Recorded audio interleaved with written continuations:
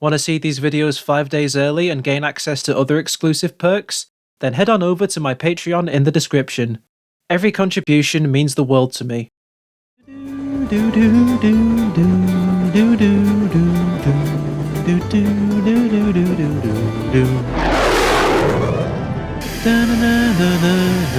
This video was brought to you by my loyal patrons. Pledge today and receive exclusive perks. Someone call an ambulance! I'm dying!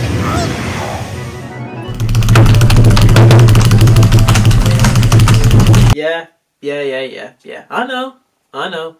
It's taken me a long time to get here, and in that time, a certain Peter Griffin boat has got ahead of me, but in all honesty, guys, this was always going to happen. Unlucky Tug does this stuff full time, whereas I only do this as a hobby supported by a job. But now that I've finally finished with Mate National, it's time we take a long-awaited return to Thomas and Friends.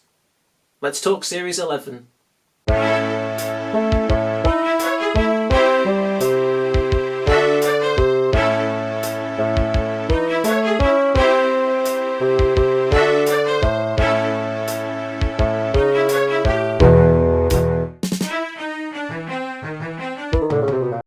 What an anomaly we have here. Series 11. Our final stop before the grand finale of Model Series Thomas. The fourth series produced under Hit Entertainment's ownership. The first series filmed on 1080i HD cameras. And the last series filmed exclusively with model engine props. Before they did... yeah, that. Series 11's release is also a bit weird. The first 20 episodes aired on UK and US TV throughout September and November in 2007, but the remaining 6 were published direct-to-DVD on Engines and Escapades. Released in October 2007 here in the UK and March 2008 in the US. Only after the DVD came out did the episodes finally air on TV throughout 2008, airing in January in the UK and September in the US. Yeah, America had to wait almost a year before getting to see Series 11 fully air on TV, marking the first time since Series 4 that episodes were released directly to physical media before being broadcasted. Plus, those remaining 6 episodes were all narrow gauge focused, so it was also the first time since Series 6 that episodes focused on these characters were pushed to the back of a series release. That is if you don't count Thomas and the Big Bang. Theory. They even had their own unique shots for the Island of Sodor intro, where Thomas goes up into the high hills of the narrow gauge railway. I kinda like this, almost makes it feel like their own show in that regard, brass horns notwithstanding.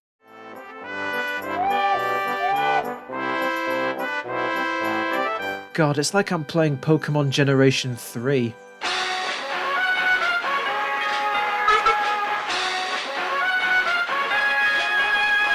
This is the one series of the model era that I have next to no experience of. Like, going into this, I would either go, wow, it's been eons since I've seen this episode, or I'd go, wait, did I ever watch this? And so now that I've finally finished Series 11, I'm probably going to get some flack for saying this, but Series 11 is the best of the Hit era. What? Yeah, I know, right? I'm just as surprised as you are. When I started this, I was ready to watch these episodes with the retching noises of Ringo Starr. But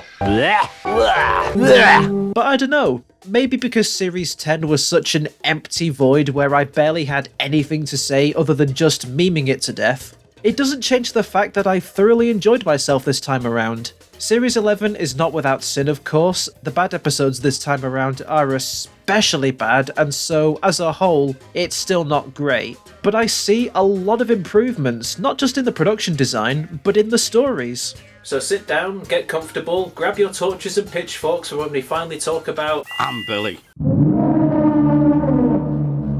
And let's take a deep dive into Series 11.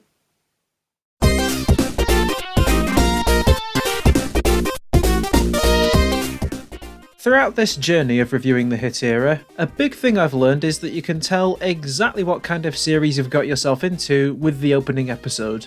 For Series 8, we got Thomas and the Tuber, a tedious, drawn-out, childish episode where the title character behaves like an idiot, foreshadowing the restrained nature of Series 8 as a whole. For Series 9, we got Percy and the Oil Painting, a unique premise that intentionally uses the 3 strikes formula in a creative way to deliver a twist of an ending that feels sweet and satisfying. For Series 10, we got Follow That Flower. Fucking agony. The fact is, each premiere episode gives you a good idea of what to expect, which is something I can ironically and unironically praise the hit era for. With that in mind, the opening episode for Series 11 thankfully follows suit with Series 9, taking that 3 strikes formula and using it to tell a good story. And if you've seen the Thomas and Tugs Man's video looking at this episode, you'll know what I'm talking about. Thomas and the Storyteller. In this episode, Thomas is tasked with taking a famous storyteller to a special place on Sodor to give her inspiration to write a story for her to present at the opening of a new library. Why she, a famous storyteller, didn't write anything in advance and instead left it till the last minute is something I'll never know, but as a professional procrastinator myself, I can relate. Thomas thinks of several locations to take the storyteller, but all 3 times he's interrupted by needing to help his friends. Helping James after his piston rod breaks because his passenger train is a guaranteed connection, helping Emily deliver flour because she can't run with a broken whistle, and saving Percy from a flooded track. You just can't win with water, eh, Percy? Again, this is something new done with a repetitive formula, where instead of it being about making 3 mistakes, it's about a character helping 3 friends in a way that just so happens to get in the way of his own goal. But it works out in the end, as the adventure the storyteller went on with Thomas is what gives her inspiration to write her story. Cliché, I know, but it adds variety to a rather dull story formula, making something cool.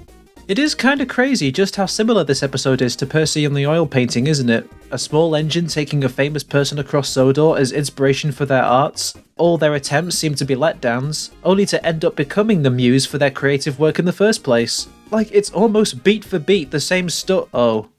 They were written by the same person. Oh. Goody. Also, this is just a little something that I noticed while watching the episode, but they kind of foreshadow some of the CGI specials with the locations that Thomas wants to take the storyteller to. He tries to take her to Pirates Cove, saying she could write up a story about pirates. Oh look, Sodor's Legend of the Lost Treasure. He tries to take her to the ruined castle, saying she could write a story about kings and queens. Oh look, King of the Railway. Finally, he tries to take her to Misty Valley. Oh look, a colonoscopy. You could make up a jolly good story about magic.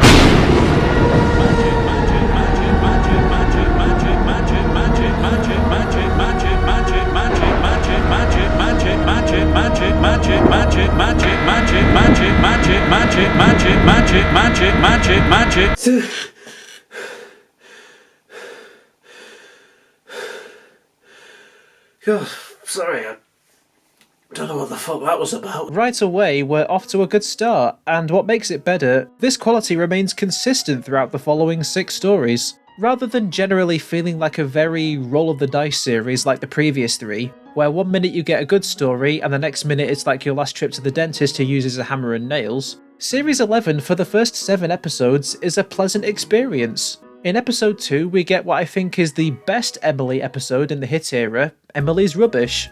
Not only introducing my favourite Series 11 newbie with Whiff, but we finally get a hit series episode where I actually gave a shit about Emily. Rather than her being a snob towards Whiff's appearance, she is instead embarrassed being seen hanging around him but is too polite to say it to his face. She doesn't run away from him to hurt his feelings, but just because she wants to be stopped being looked down upon. Only when she realises she needs his help to move some trucks of rubbish out of the way of Spencer, which, yeah, okay, rubbish trucks just left on the main line like bin bags is very stupid, does she realise Whiff's importance. I love how she goes to being completely unfazed working alongside Whiff in the face of Spencer, the definite article of sleek and pristine, allowing him to see Whiff's usefulness as well.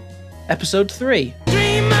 Speaking of Spencer, he's not just a one-time cameo like in Series 10, he appears again in this episode, and riles Thomas up about not being as fast, shiny or strong as he is. So Thomas takes it upon himself to try and be all those things, failing in the process, but unlike previous 3 Strikes episodes, he doesn't put his jobs to one side to pursue his personal goal. He looks for opportunities in his job to try and be as fast, shiny and strong as Spencer. So when he fails, job-wise he didn't do anything wrong, apart from here where he spilt some rocks. but he feels emotionally defeated. So when Spencer can't get his fire going to get the Duke to the airport in time and Thomas has to take him instead, the reward feels more earned on a personal level because Thomas gets the chance to feel grandiose he was looking for. Episode 4, Dirty Work, not to be confused with the Series 2 episode of the same name. Another three-strike story where James spends all day trying to stay clean for taking the mayor to a festival, and only when he realises he'll be the only one there because his friends are too busy with all their jobs, does he take it upon himself, without being told by the way, to help his friends to finish their work, even if it means he'll get dirty, making him the true star of the show when all his friends do get to see him. Episode 5, Hector the Horrid, Episode 6, Gordon and the Engineer, Episode 7, Thomas and the Spaceship. For the first 7 episodes of Series 11, it's just drink, and drink some more, and drink some more. Then we get Henry's Lucky Day. A very dull story where Henry becomes convinced he has lucky trucks and spends all day trying to find them while he has severe moments of bad luck. He finds them, accidentally breaks them, and has to put his irrational fear aside as he goes to take some Christmas presents to the children. Yeah, you can see how this all ends. We had a good streak going there, but now we're back to rolling the dice. 1 minute you'll go from the insufferable Toby's triumph to the fun of Thomas and the runaway car. The next you'll go from the superb cool truckings to the somewhat mediocre wash behind your buffers. Whatever signs of consistency we had there for a bit are completely gone. To talk about the bad episodes for a bit, wow, there are some shit episodes here. And because, again, I have next to no memories of Series 11, this felt like an all-new experience of just basic, bland, bran-flake stories. The engines, mainly Thomas, have delivered some very gimmicky stuff in the past during this era. Things like chickens, a magic carpet, a dinosaur skeleton, a clock tower bell, sticky toffee, etc. Here, we're back on that same bullshit. Suitcases carried on a flatbed, one singular light bulb for a lighthouse carried out in the open, which of course breaks from going too fast. A bicycle without a bell, leading to said engine trying to find a bell. Stinky cheese, a sailboat with a raised mast and open sails on a windy day. They could see Thomas racing towards them. Slow down, Thomas, boomed the fat controller. No brakes, no brakes! This is not stopping! Please stop! And needing to collect 3 items for a magician's magic show. I want to talk about that last one, by the way, because while Smoke and Mirrors is admittedly a very silly episode concept that shouldn't be taken seriously, Shazam!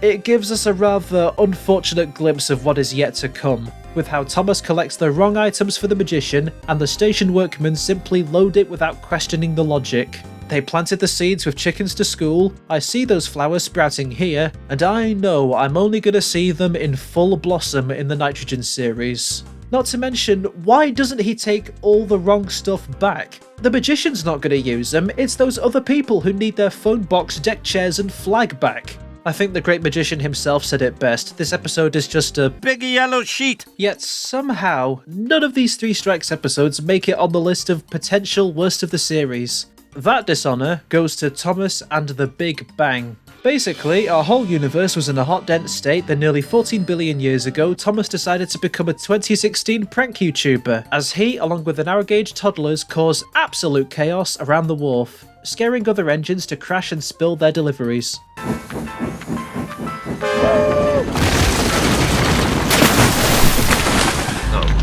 I always knew these little pricks would end up in the worst of Series 11. They got lucky in Series 10, but here, they once again secure themselves on the list of worst series episodes. A lot of the narrow gauge episodes here have long since escaped my mind after I just watched them, being completely honest. Skarloey gets scared of a storm and refuses to work. He and Rheneas need cleaning. Duncan tries to do everyone's jobs at once. Sir Handel I've been naughty. fails at being in charge, even though as the wise engine they want him to be in this era, he should be better suited. And Fearless Freddy searches for a bicycle bell. Much like their 3-episode appearances at the end of Series 6, choosing to close off Series 11 with these very lackluster stories on a part of the railway that takes us away from the main cast, other than the obvious, it feels anticlimactic. We go from the excellent start of Thomas and the Storyteller right the way through to Thomas and the Spaceship, and end with episodes like Duncan Does It All, Sir Handel in Charge, and My dingling! maybe releasing a bunch of narrow gauge episodes straight to DVD wasn't such a good idea after all.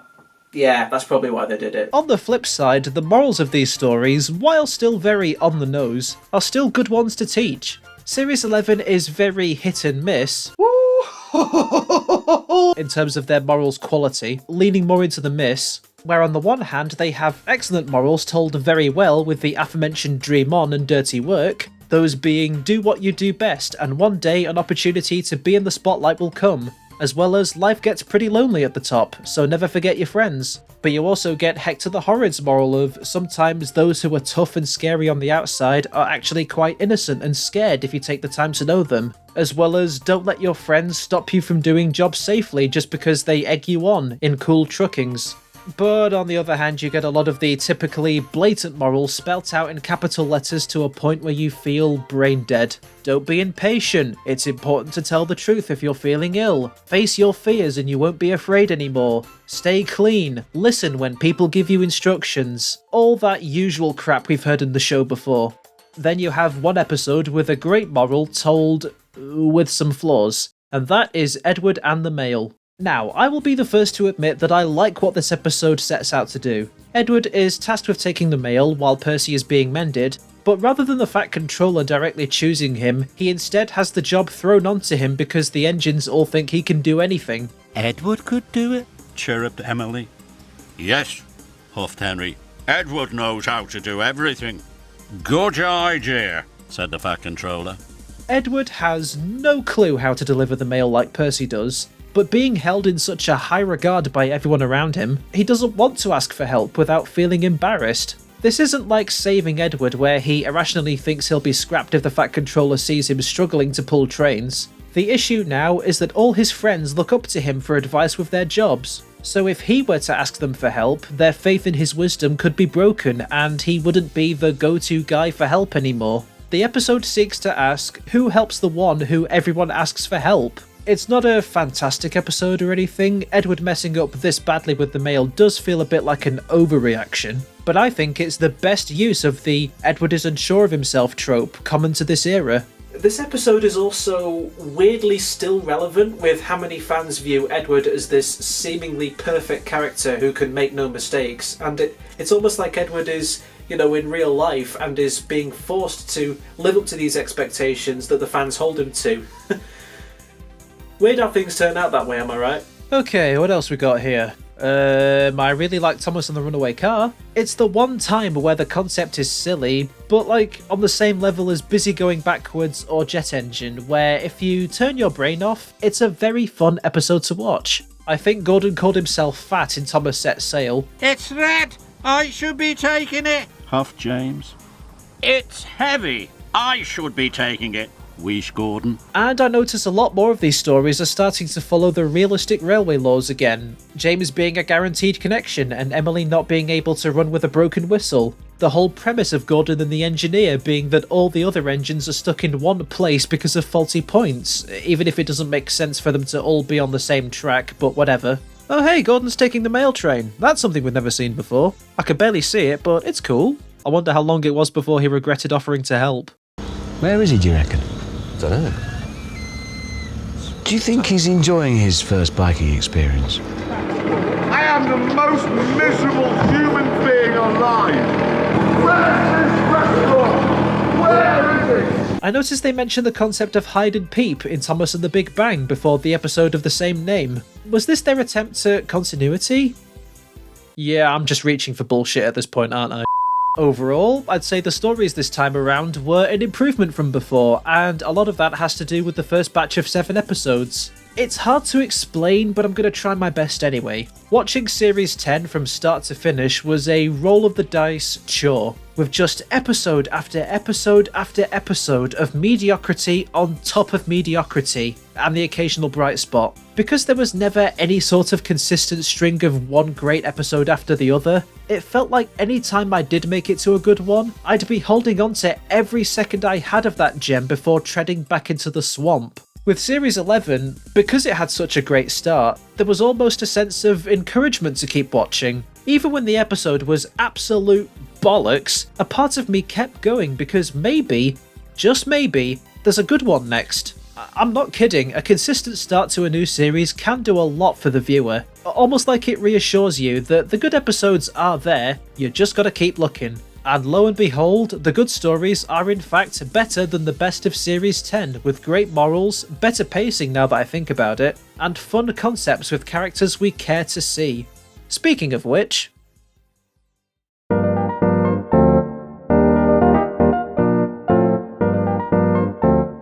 we've got some more newbies in town, baby, and unlike the ones in Series 10, I actually have a lot to say about these guys. Yes, even that one. Let's start off with everyone's favourite towering tall truck, good ol' Hector the Horrid.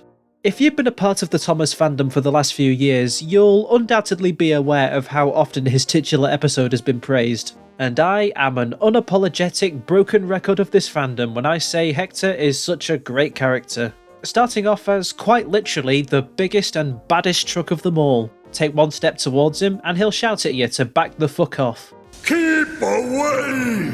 roared Hector. His methods keep Thomas at a safe distance from him for a long time, until Hector yells once again and scares Rosie away when she comes to help. Thomas, finally at his breaking point, stands up for Rosie and biffs Hector off the track. Once he's been knocked off the tracks, does Hector finally reveal why he doesn't want to be shunted. I'm new, he groaned, and I'm scared because I haven't been filled with cold before. I don't know what it feels like. This is such an interesting concept for a truck. Looking back on the troublesome trucks throughout the show, they've always been the one-dimensional troublemakers. As tools in the stories, they served their purpose, with how the runaways they caused created intense action sequences, or allowed the engines who made those accidents to learn their lesson as part of their character arc. But as characters, they were just the troublemakers, and nothing more. They had their moments, like in Special Attraction, how they found Bulstrode's complaining so annoying that they used manners for the first time just to get him to piss off. Please,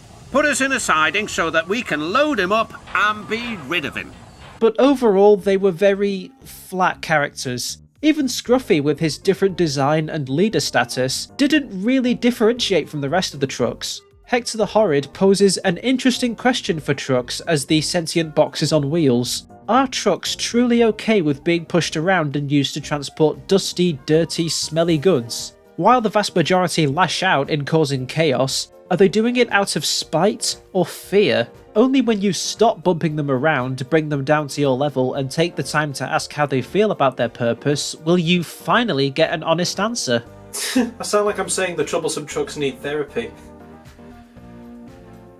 Oh my god, the troublesome trucks need therapy. The episode itself doesn't dive that deep into these topics, of course. It's more about helping Hector to overcome his fears once he stops shouting. But your brain can't help think about these topics long after you finish the story. All thanks to Hector's character arc from the worst of the worst in a line of 100 trucks to a cut above the rest. He's the best new character in the series, and the hit area in general in my opinion, but he's not my overall favourite from Series 11. That, my friends, is Whiff.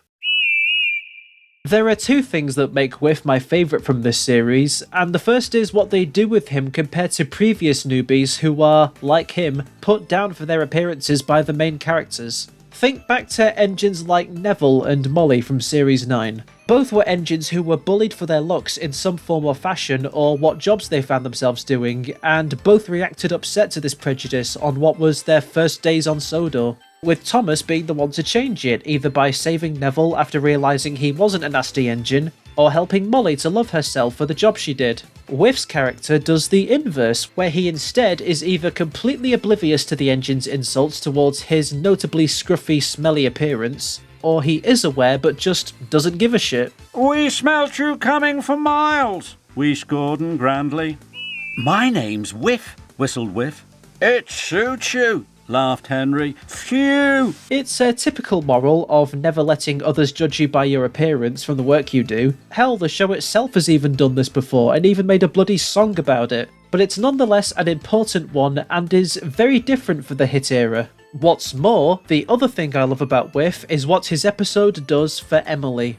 To say it's been a rocky road with Emily during the hit series would be an understatement. I hated what they did to her in series 8, 9 and Calling All Engines, and by the time I got to her only spotlight episode in series 10, my brain had checked out anyway, so I had nothing to say. But I was super delighted to see that her only spotlight episode in series 11 did something new with her character that doesn't go against her persona in series 7. We see something new for Emily we haven't seen before, a self-conscious side who also doesn't want to hurt Whiff in the process of keeping her distance. And it's only thanks to Whiff being so naive and chipper that there's no conflict when she goes and apologises for how nasty she herself was for running away, even if she meant no harm.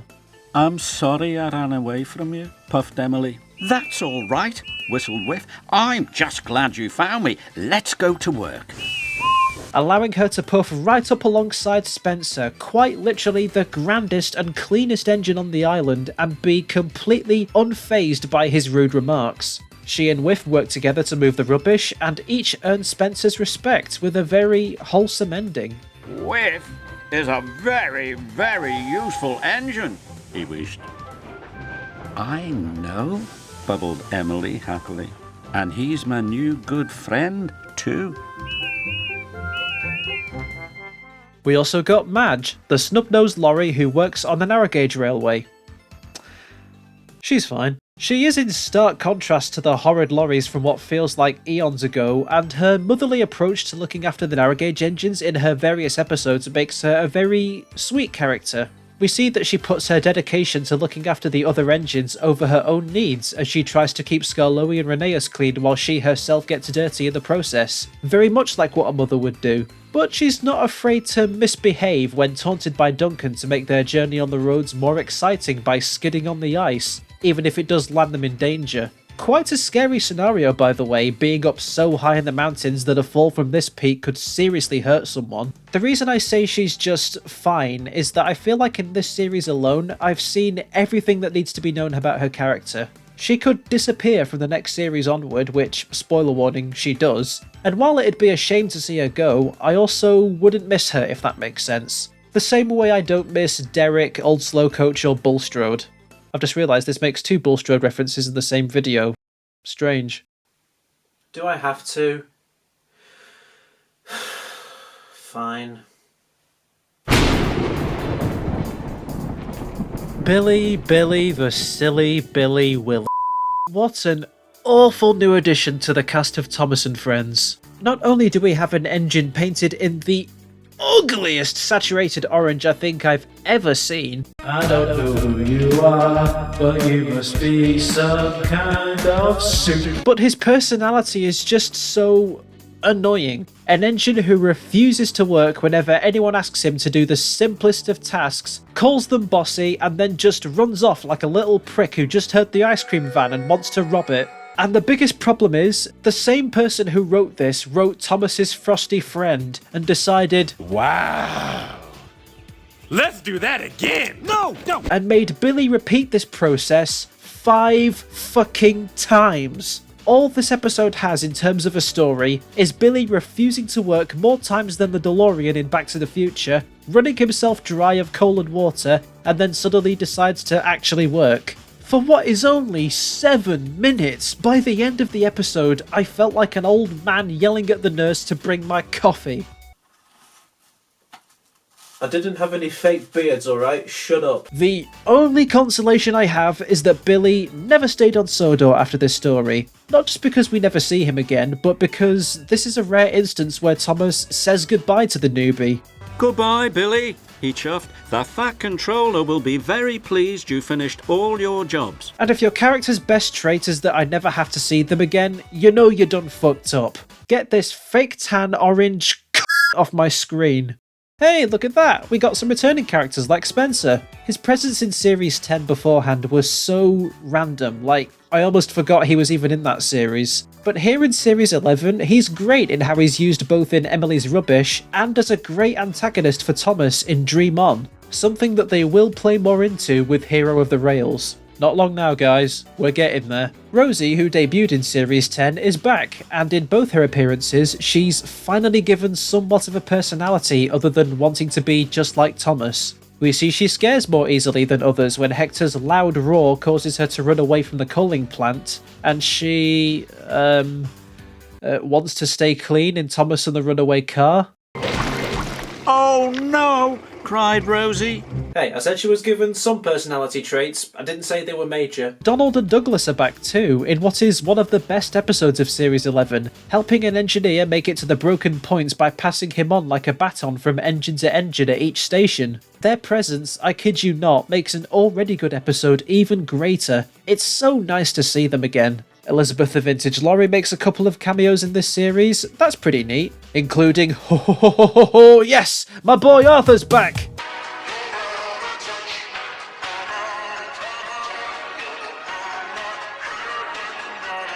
Now we come to the narrow gauge engines. Look, do I even need to say anything about the narrow gauge engines in the hit series? Like, their slogan might as well be, "Welcome to the narrow gauge railway. Same shit, different day." Skarloey is a wuss. Sir Handel, despite being the wise old guy, is now just as incompetent as the others. Freddy is there, and Duncan is the only one with a good episode in the series.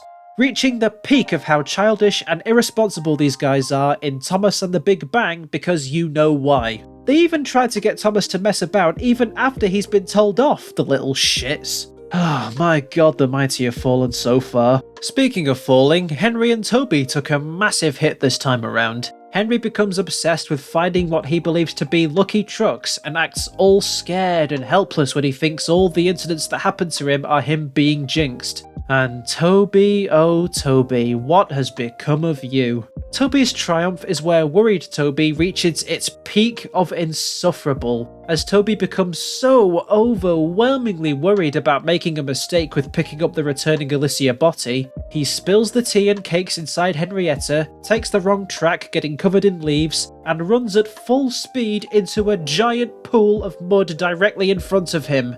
Which he does not see because, you guessed it, he is so worried. It's bad enough that this is nothing like the Toby we knew before, but having the whole premise of Toby making mistakes because he can't stop worrying in an already empty episode, it's just so goddamn dull. Much like with Series 9, Thomas took most of the spotlight this time around. You get the typical Thomas takes such and such items to said location, but every so often you get some genuinely excellent stories. Thomas and the Storyteller, Dream On, and Thomas and the Runaway Car. The latter is a great Thomas and Gordon story showing off their alliance they established back in Series 1. While they compete with each other to see who can get their deliveries to the Sodor show the quickest, Gordon is at first pompous towards Thomas's defeat, but is very quickly ready to help Thomas when he sees how sad he is. Gordon, whistled Thomas, I need your help. Gordon could see that Thomas was very upset. Would you go and collect Rocky? It needs a strong engine like you. Gordon liked everyone to know that he was strong. He also liked to help his friend Thomas. We also get Thomas's best episode in Series 11 in general with Hector the Horrid. Already a great episode for Hector, but showcases Thomas's character the best out of all the hit series in my opinion. Series 11 was definitely his best series in the hit era, when you know how to avoid the bullshit.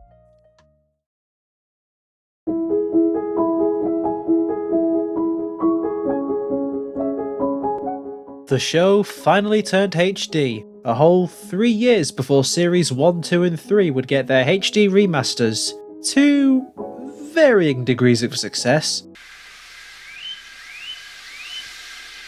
While we have moved on from the Perspex models to these newer brass ones, that doesn't make them any less pretty to look at in high definition. Something about that cleaner picture quality makes the engines feel bigger than they ever have been. Watching Series 8 to 10 beforehand with their picture quality stuck at a digital standard definition wasn't terrible, but it was distracting at times, especially for the nighttime shots. The higher definition here helps to elevate even the most forgettable episodes of Series 11 and the most generic of sets. While the usual problems of these sets being mostly long stretches of track mostly applies to the episodes with the main cast, the narrow gauge sets feel like they have slightly more effort put into them. We have the return of the Wharf, always love to see this place, and now getting to see it in HD is even better, but the other sets outside the Wharf feel more varied. These engines don't always just talk or have accidents on long stretches of open countryside tracks, no. They often interact at stations with recognisable landmarks, or the village returning from Duncan drops a clanger and the transfer yards, which feel like they get as equal screen time as the Wharf when it comes to the small engines talking to Thomas or James. There's even new additions like this quarry and all the countryside roads used for Madge's episodes. Mostly all of these narrow gauge episodes are god-awful Brandflake stories, but I'm glad these guys at least have some additional effort placed into their railway design this time around. Maybe it was like this in Series 10, but again, that HD quality helps a lot. Speaking of which, with these new cameras came some changes to the opening and closing segments of these episodes. The intro, the Welcome to the Island of Sodor bit, and the closing engine roll call were all remade from the ground up in HD with the brass models, shot for shot, replacing the old one which used both footage filmed during Series 8 and a couple of shots from Series 7. And boy am I glad I'm able to skip both the openings and endings to these episodes, because as if the engine roll call song playing at the end wasn't enough, Series 11 now has the children singing that song for the opening too. A trend that will remain until the show's end. Do they just want me to drown my agony and sorrows? Speaking of unique shots, one of the weirdest things about Series 11 is that some of the episodes have different shots between the half-an-hour TV airings and the individual versions as seen on DVD. From what I understand, these reshoots were done during the production of their next extended special, The Great Discovery, as evident by similar sets like this one in Dirty Work, but myself and nobody else in this fandom have any clue as to why they did this. If anyone has any theories, leave them in the comments. And while you're at it, check out this video and these several tweets by fellow Thomas fan and Tugs fan Special Trees, who posted a bunch of side-by-side comparisons with these different shots. Links are above and in the description.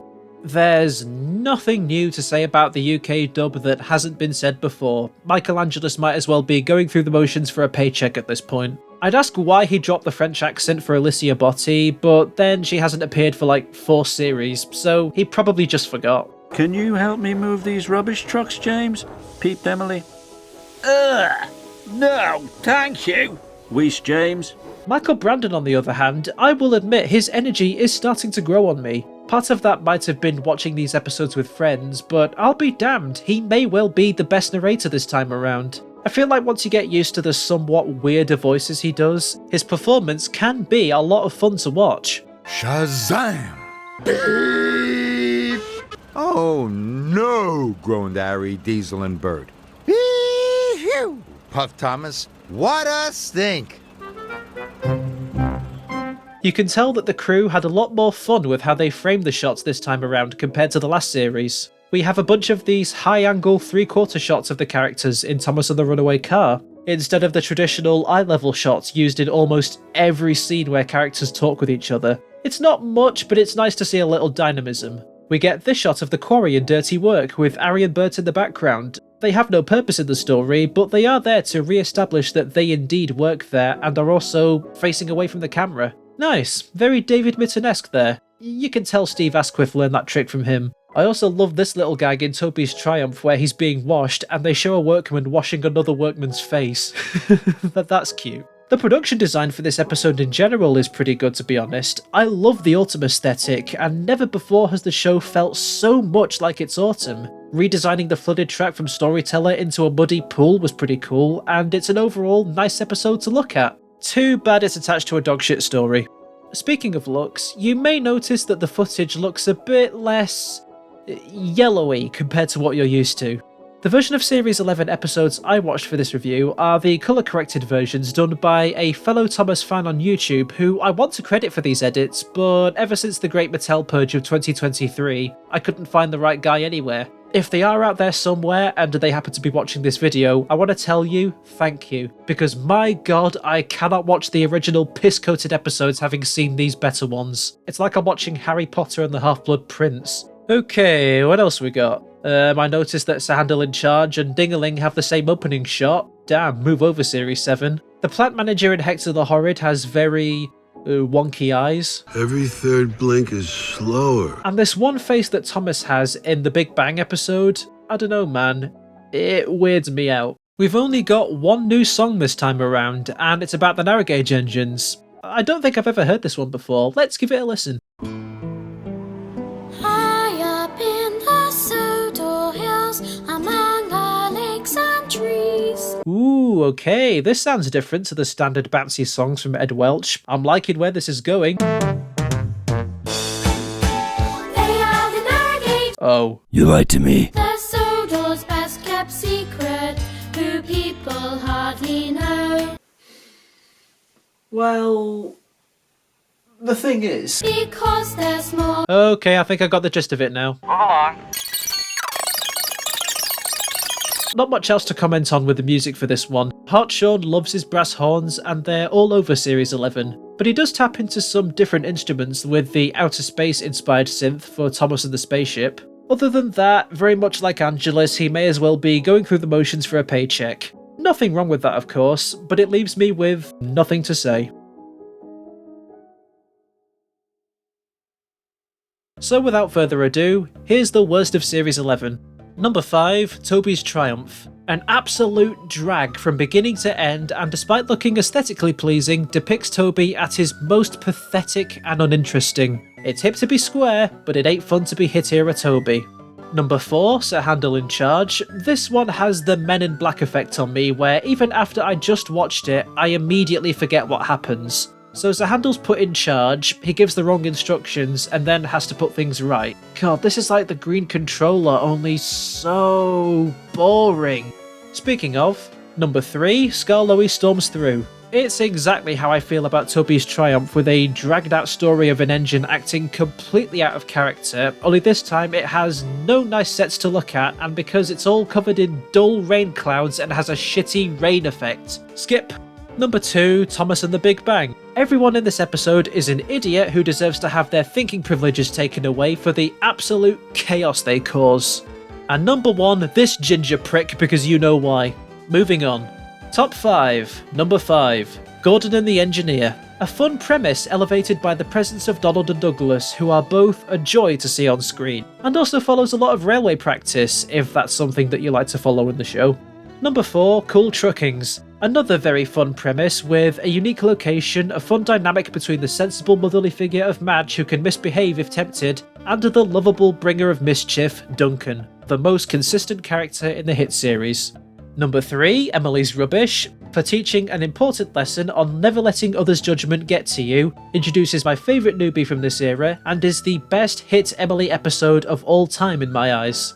Number 2, Hector the Horrid. A wonderful character introduction for the reasons we went over, and makes you ask some very in-depth questions regarding the psychology of the troublesome trucks. That is definitely a sentence I just said into the microphone, isn't it? And number 1, Thomas and the Runaway Car. This one I think embodies Series 11 in general, the crew having a bit more creativity with what the engines do on the sets, a goofy premise that you still feel engaged to keep watching, and showcases a fun character dynamic, this time with Thomas and Gordon. Also Arthur. It has my boy. There's some runners-up of course, Thomas and the Storyteller, Dream On, Dirty Work, Thomas and the Spaceship, and dare I say it, Edward and the Mail. I'm gonna get crucified! Which the fact that there are runners-up for best episode of Series 11 makes it, as a whole, a calibre above what we've had so far. Series 11 is the best of the hit era. None of the new characters feel swept under the rug, as painful as it was that one time. It has some great cameos that elevate the already good episodes they appear in. The stories in general have excellent morals and utilise the characters to great effect. And with most of the sets, the stunts and varied camera angles made better by the new HD cameras, once you colour correct them, it feels like some of the life of Thomas and friends has come back. You still have the usual trappings of a traditional hit series with the 3, sometimes 5 strikes episodes, sometimes using the characters poorly or just having horrible pacing in general, and the mostly bad narrow gauge episodes, but it doesn't sting as much. It helps that the first 7 episodes are just banger story after banger. Even with the massive stinkers, you keep watching because maybe you'll find another good episode, just like the ones you began with. This was a miles better experience than the dull snooze fest of Series 10, which is still at the bottom of the list in terms of the hit era so far. Series 8 is just above 10, as while being a letdown, had plenty of redeeming qualities. And then above them is both Series 9 for being an equal balance of good, bad, and flat out okay, making it an overall mid-experience. But none of those 3 could compare to the now reigning king of the hit era of Thomas, Series 11. It isn't amazing, it isn't even that great, but it is good. Series 11 is good. And if I had to watch it again, there's certainly better options, but I would be kinda satisfied. Welcome, Stanley!